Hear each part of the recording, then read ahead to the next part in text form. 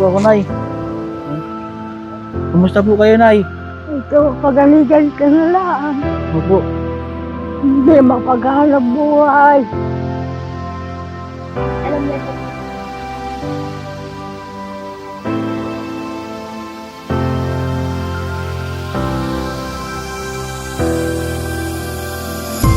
So magandang umaga po sa atin at mga kabayan. Ngayon po, for today's vlog ay nandito tayo sa Sitio Sitio Kaloong Prinsa Lian, Batangas. So meron po tayong tutulungan po isang kababayan po natin dito sa sitio na ito. At alamin po natin kung ano po yung nangyari kay nanay. So kasi po ay bumagyo at may nag-send po sa amin ng picture. So maraming salamat po sa nag-message po at sa mga TESBAM.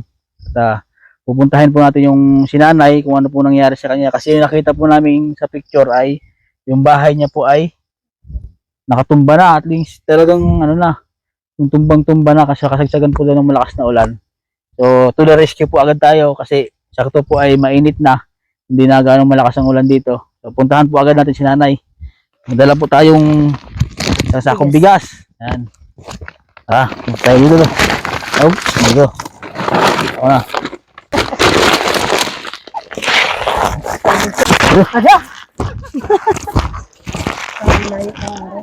Yan, so medyo malayo po yung aming lakarin at saka sobrang putik. Kasi katapos lang po ng bagyong Karding. Ano? Grabe. Maraming salamat sa aking cameraman na si TESBAM Kathleen. Yan. Sobrang putik. Isang sakong bigas pa naman dala natin. Yan si nanay. Ano kaya ang nangyari dito kay nanay? Ano? So po mga kabayan ay don't forget to subscribe po sa YouTube channel po ng mga TESBAM. Kasi 400 plus na lang po yung kulang nila. So makikita nyo po dyan sa aking screen yung kanilang YouTube channel. Patulong na lang po ako mga kabayan para ma-monetize din po sila. Sila po yung kasama po namin dito sa pagbablog. Yan. Kaya pa. Malayo bagay ito ating lakarin. Parang lalo pa maliliit. Sabi, mangliliit daw tayo lalo nito. Maliliit pag nalikin niya. Magkasapatos pa naman kami, sobrang putik. Ngayon. So maraming napinsala po sa bagyong Karding. So at pray lang po tayo sa Panginoon Diyos na kahit ganun ay dito pa rin tayo. Saan? Medyo mababa yung daan namin. Ha? Yun, parang mayroong mga damit dun, oh. Yan. Ano yan? Yan, baka yung kanya ng mga damit ni nanay. Tayo dito. Nakabilad. Dahan-dahan lang tayo dito. Baka madulas. Tabi-tabi po. Tabi po.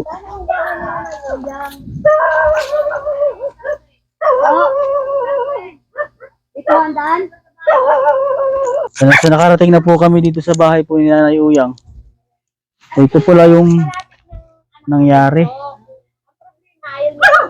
Ito po yung nangyari sa bahay po ni Nanay. Oh, natumba na pala lahat. Ano? Tumba, grabe naman. Wala si Nanay, katuwa. Kabuti na to ko Okay. Ay, nakasendar sa GC. Sa ano? So, bibilis tayo kay Nanay. Ito po si Nanay. Bilis po ako, Nay. Diyan tayo mahabang buhay. Po. Ito si Nanay. Kamusta po kayo, Nay? Nakakarinig pa po kayo? Talagay po ako dito. Nakakita sa nakakarinig. Kamusta po kayo, Nay? Ito, pagaligan ka na lang. Opo. Hindi mapaghanap buhay. Alam niya tayo. Ano pong ang bahay niyo po, Nay? Ano pong nangyari sa bahay niyo? Ako, ay di pinahiga ng nag-uulan. Opo. Ayaw akong patulogin dito ng mga bata. At baka lumagi ba? Opo. Baka ikaw bubulos ang hangin. Yung isang gabi, gusto ko nang umuwi. Opo. Dito ko higa. Opo, gumuho po. Gumuho yan. Sabi ng mga bata, sabi ko na nga ikaw sa nanay, na huwag yung tutulog at baka ikimadagaran. Opo. Bumulong sa bigla ang hangin. Eh, buti po ay nung gabi na yun, hindi kayo nakatulog dito. Ay, hindi nga ako pinatulog ng mga apo ko sa kanong aking anak. Opo. Ay, di sana baka maliwanag na kape na ang iyahayin. Maliwanag na po ng kape. Oo. Baka po ay... Ay, kung ako may nabagsakan Opo. Siguro po ay ayaw pong pumayag ng Panginoong Diyos na gayon, na kay makatulog dun sa inyo. Oo, ayaw nga, di ba sabihin ko nga talagang ang Diyos ay marunong sa atin. Opo. Ay kung ako nagpilit, nag-away kami mag-ina, at ayaw nga akong tumigil yan. Malakas po ang malakas po ba ang hangin at saka ulan? Ulan. Opo, ano? Papasok pa lang Oo, yung papasok pa yung bagyo na nasa dito. Oo, Kasi malakas na yung ulan at Dahil- hangin, ano? Nagsalubong, abihanag sa bagat. Kasi kaya Yung biglang bagsak. So ito po yung apo ni nanay, ni nanay, ano? So, bali pala si nanay ay sa inyo na... Sa totoo lang po kuya, ayaw namin yung pagawin siya lang po talaga. Tingnan niyo yung gamit niya, hindi niya pinaalis. Alam niyo po kung bakit, kasi katwiran niya, hindi niya alisin dyan ang gamit niya hanggat hindi nagagawa yung bahay niya.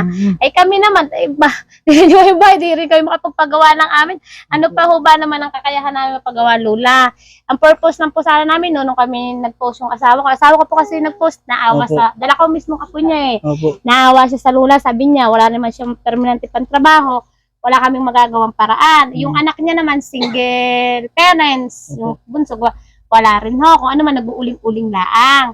Yung sabi ng aking asawa, Beka, i-post ko kaya to, malay mo, may maawa sa Lula, magbigay ng isang plywood, Plywood, opo. o may magbigay ng isang yero, maipon natin, kahit tayo ng tulong-tulong, magpanday. Ang Opo. importante lang, meron siyang tutulugan. Sige. Dahil talaga ayaw, ganun yung gamit niya. Mabasa lang yan, hindi niya pinatatanggal. Kasi nga sabi niya, hindi siya pipisan sa anak. Oo. Mas gusto kasi hindi pa naman daw siya alagain. Oo. Nakakapagluto pa siya, nakakaigib pa siya. Saka na kaya niya pa talaga yung sarili niya. Nakakapunta pa siya ng tindahan, namimera pa siya ng kanya. Kumbaga talagang kaya niya pa yung sarili niya. Opo. Siguro kung magpapalaga lula, ipag talaga hindi na nakakabangon. Pero pag ganyan nakakabangon, ayaw niya ho talaga. Kahit silipin niyo yung gamit niya, ayaw niya ipasok sa loob. Ayaw niya talaga. Ayaw niya, nasa labas lang. Alam niyo ba kung saan niya natutulog lang?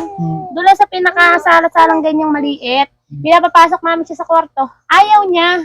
Sabi niya talaga, dito lang ako. Sabi ko, paano ko hindi nagawa ang bahay mo? Opo. Ay di lalayas ako'y kinaawa sa sarili ko, wala akong bahay. Talagang bahay lang talagang gusto niya. Sige. So gusto naman po pala ng Kim si nanay. So ang problema lang po, ayaw po pumayag ni nanay kasi gusto niya talaga tumira doon sa kanyang bahay.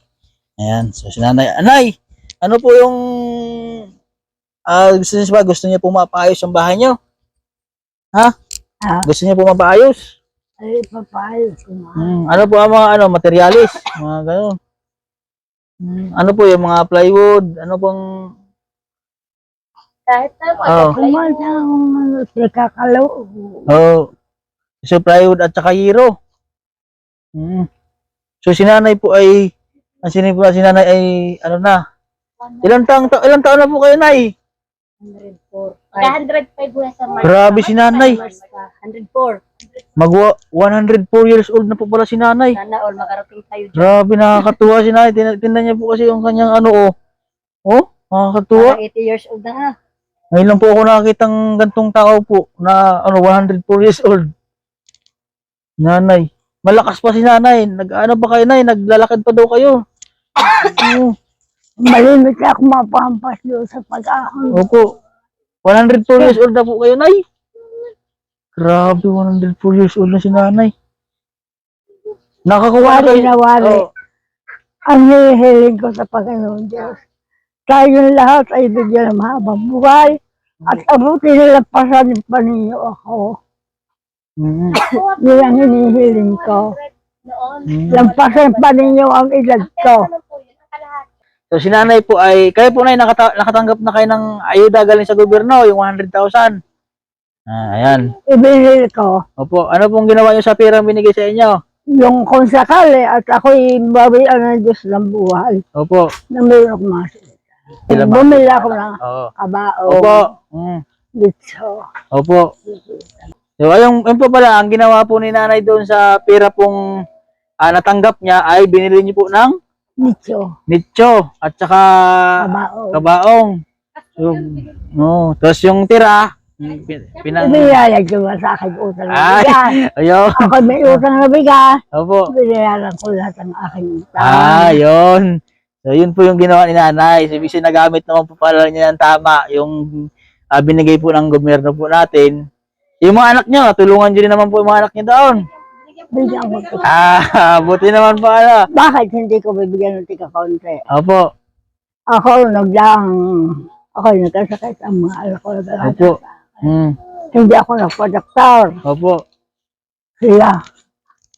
Oo. So, ang galing po ni nanay. Talaga, ang lakas pa ni nanay. So, Malakas pa kami ganun rin. oo. Pag walang ganun rin, nasusunod Oo. na. So, maraming salamat din po sa kanyang mga anak. At si nanay po ay inalagaan po si nanay. So, ang problema nga lang po ni nanay, gusto na pong ng mga anak nga, ayaw lang po umayag ni nanay. Gusto niya pong mapaayos. Ako, kahit ako gagawin mo ng baboy, Oo. may bahay Gusto ako. niya po ay nakabukod talaga sa mga anak niyo. Oo. Ano mo mangyari? Kung may man dumating at ako may maipapalit ako, hindi Opo. ko ako magluto. Ayun. Ako hindi gagawa ko ng maliit ko niyan. Mahina. Oo. Paano daw sabi niya kahapon, Oo. paano sa ilog, may nakakarinig. So, yung po ba si nanay kasi ganito po talaga yung mga sinaunang tao po, yung sinaunang natin. Hmm. Opo. So, yun po si nanay, kung sakaling hindi po daw kanya napaayos ang bahay po niya. Eh, saan kinatulog niya? Sa anak niyo ngayon? Hindi pa, ayaw pong pumasok sa loob. Oo. Sa labas. Sa labas lang po natulog si nanay. Ayaw, kahit anong gawin namin, nag-aaway. Pag ako'y pinilit mo, lalayasan kita. Siyempre po ako, nagsusulo akong babae. So, yung po ni nanay ay, yung mga gamit, nandyan pa sa loob po yung mga gamit niyo, nay. Ay, ayaw nga po yung pagalaw. Kumuha na siya ng pansuot niya. Ay po, sa labas lang po. Talaga po hindi niya. So, ang kailangan niyo lang po dito na ay materialis. Kahit maliit lang. Kahit maliit lang po, mabuo. Basta maliit lang. Opo. Ayan po yan, yung kanyang komputira din nakakuha nung sa noon. Yun lang ako matulog. So, yan po. Ito po yung anak ni nanay. So, Pasto ng pagkabuhay. Pero yung lahat ng pera niya, binili namin yung iba. sinabi na po nanay. Po yun. Hindi po namin in-interest yun dahil po, ang akin po pagdating ng araw, hindi po kami na kakapa-kapa Opo. sa hirap po ng buhay. Kung puro gayon lang di ba? Madali lang yan. Opo. Ang hihiga ng matanda, yun ang mahirap. So, Kaya yung binigay sa amin, ngayon binigay ka, naman yung hapon, dahil mayroon pa akong kausap, binayaran po rin namin. Kas po yung parehas. Binili po yung mga natanggap po yung nanay, ay binili niya po ng Kabaong po at kabaong at saka pagsusutan. pagsusuotan. So, Doon po sa binubusan po, oo. sa amin po yung katibayan. So, yun po. At maraming salamat po sa, ano po pangalan niyo po? Teresita Ate? po. So, maraming salamat po kay Ate Teresita po. Bernardino. Bernardino po. So, ito po yung anak po ni nanay Sulong na babae. isang babae po na bunso po kayo. So, kayo po ay may asawa po. May kinakasama po. Pero yung asawa ko po yung asawa ng iba. Iniwan din po kayo. Niwanan din. Gusto naman po yun eh.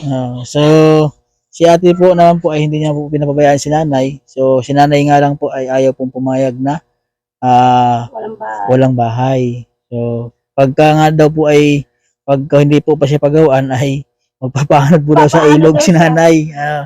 Si nanay Uyang. Uyang. Victoria. Si nanay Uyang po ay ito po yung kanyang bahay po mga kababayan. Sana po ay matulungan po natin siya at sa ini-amount po na magbigay po ng tulong kay nanay Uyang. Kasi po nakakatuwa din po siya, 204 years old na po. Sana po matulungan po natin mga kababayan. So, ini-amount po na bigay niya pong tulong at mapagawa natin yung bahay niya. Materialis po ang kailangan lang natin. So, baka matulungan po tayo dito ng kanyang mga anak na mapaayos yung bahay. At least yung yero at saka yung plywood. Ha? Bahala kayo Oh, kung ano. kung anong pagkaloob.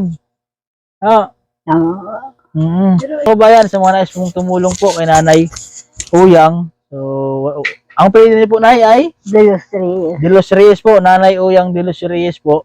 104 years old na po siya.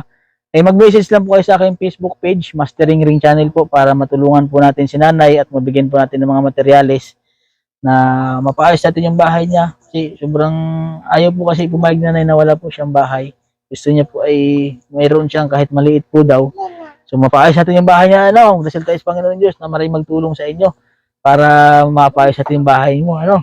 Tulong-tulungan natin itong mabuo ang bahay mo, ano. So malakas pa po si Nanay, makakatuwa. 104 years old, ang lakas. So, ano po yung masabi niya po sa ating ano na, mga kababayan? Ay, di ako hoy, nagpapasalamat kung sa kayo niyong matulungan. Ano po? Papasalamat po ako dumara. So, yun po na, at meron po kaming dalang tulong para sa inyo. Ayan. At ito. Ano? Ayan. Maraming salamat po. Ito na so, ito po na ay isang sakong bigas. Ay bigay ko sa inyo. Ano? Para po sa inyo. So, babalik po ako sa inyo dito. Mayroon pa kayong mga gatas. Kailangan nyo ano? Gatas. Po. Babalik po ako dito. Ano po niyo pinagkakaloob sa akin? Oo. So, sinanay ko. Ayaw po doon pagkaloob natin sa kanya. Hindi po siya na ano. Ako hindi gaya ng ibang. Opo. Yung palay ka lang nga, bibigay sa inyo. Yung palay ka, tutulong sa inyo. Sa akin hindi. Kung anong may binibigay, Opo. salamat. Tanggapin. Opo. Tanggapin ko na buong puso. Opo. Pagkat pinagkaloob sa akin. Kung walang awa, walang magkakaloob. So, ito po na isang sakong bigas na ano? Tabi ko lang po dito. Ito, Ayan, marami. so binilang po natin si Nanay ng isang sakong bigas po para po mayroon po siyang ano dito. So, sunod po, babalik po tayo dito sa kanya. Malayo po kasi yung bahay po nila dito, naglakad po kami. Ano, Nay? Ito yung mga gamit mo dito, Nay. Nandito Marami lahat sa loob. Dito sa loob. Sabi nga po niya kapag, Nay, hindi na ho natin bubuin. Bahala kayo, sabi naman niya. Isa kayo kumukuha ng damit. So, ito yung bahay niya, Nay. Ay, Ano yung bahay? andyan pa po yung ano nyo, yung mga gamit nyo dito sa loob. Sa loob. Ha? Sa loob. Ba't hindi nyo kinuha dito? Sabi nga sa akin, ano pa rito Ipagalaw eh. Kumuha Ito lang yung bahay na ano yun. ay, Ayan, sa loob. aming bahay ka itong giba. Papayag bahay ka itong aming gibaan. Abay, kayo yung bahay ka po ni Nanay. kumasok. Pagkat hindi ako makakapasok ay. Ayan, oh. So, sira na po ang bahay na Nanay. Ang mga gamit mo dyan, hindi mo kinuha, Nay. Mga gamit mo? Nasa loob lang. Ha? Nasa loob. yung ano. Oo. Talaga po kami makalat po kami Nandito sa loob ang mga gamit niya, Nay. Oo. So, sirang-sira. Ano ba yung malakas, yung sobrang lakas po na ulan, Nay? Akalakas. Ano po? Di, nung narinig niyo yung pagbagsak ng bahay niyo, narinig niyo? Bangon ako. Opo. Ako napakaramdam ang pag-isip. Naihip ako. Bago pa ako nakaupo. Opo. Ay ka, ako lalaganas na. At ang hangin parang salpok. Ay may ka na bahay. Opo. Bumagsak na. Ay ako nga, gusto ko dito matulog. Opo. Ayaw na ayaw ng mga aking apo sa kayang aking anak. Huwag ka dyan matulog, baka magiba ang bahay, may bagyo. Opo. Yun po nga si Nanay. So, ito po mga kababayan, si Nanay. Sa mga nais po ulit pong tumulong po sa kay Nanay Uyang, so mag-message lang po kayo sa aking Facebook page, Mastering Ring Channel po, para matulungan po natin siya. Yan. So maraming salamat po sa lahat po ng ating mga viewers at subscriber po. Lalo na sa mga hindi po nag-skip po ng ads. At maraming salamat po sa inyo mga kababayan. God bless po at magandang umaga po sa atin lahat. Yan po Nanay Uyang. Babay na ikaw yan. Yan, si Nanay Uyang. Yan.